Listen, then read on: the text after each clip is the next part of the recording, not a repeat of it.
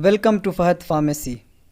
आज की इस लेक्चर में हम बात करेंगे एस्थमा डिजीज़ में ड्रग ऑफ चॉइस यूज़ होने वाले मेडिकेशन सल्ब्यूटामोल के बारे में, जो वेंटोलिन के नाम से फार्मेसी स्टोर में अवेलेबल है।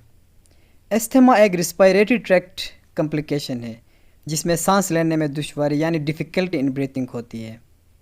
इस मेडिकेशन को ओरली, पेरेंट्रली और इन्हेलेशन के रूट से इस्तेमाल किया जा सकता है।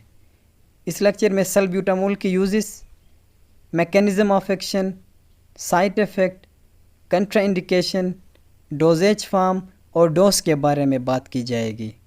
सल्ब्यूटामोल की इंडिकेशन में हमारे पास है ब्रोंकियल एस्थमा।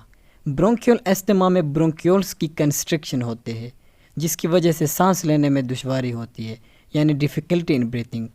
इसके अलावा हमारे पास है क्रोनिक ब्रोंकाइटिस। अगर ब्रोंक्यूल्स की इन्फ्लेमेशन हो, इस कंडीशन में भी हम सल्ब्यूटामोल यूज़ कर सकते हैं।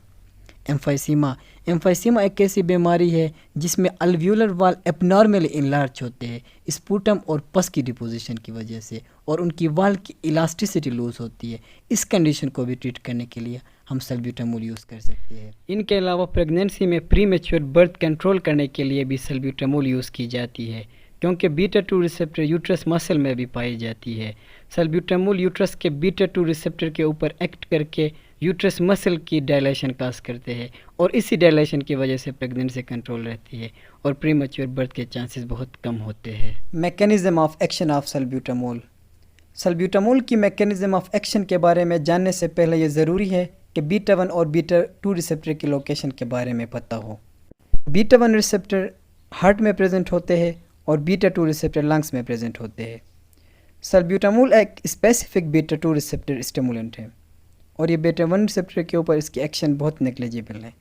जब हम सल्ब्यूटामोल को यूज़ करते हैं तो ये लंग्स के ब्रोंक्यूल में मौजूद बीटा-2 रिसेप्टर के ऊपर एक्ट करते हैं और ब्रोंकोडायलेशन काज करता है, यानी ब्रोंक्यूल के साइज इंक्रीज़ होते हैं और सांस लेने में आसानी होती है।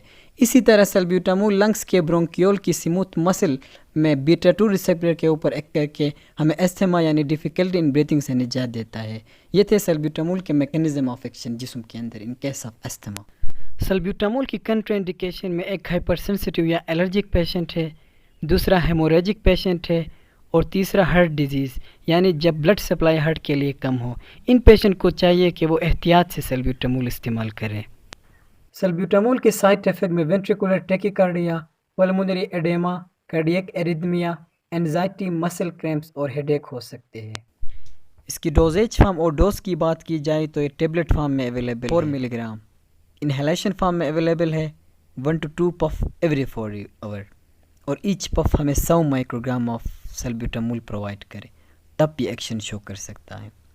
इंजेक्शन में 500 माइक्रोग्राम और 200 माइक्रोग्राम।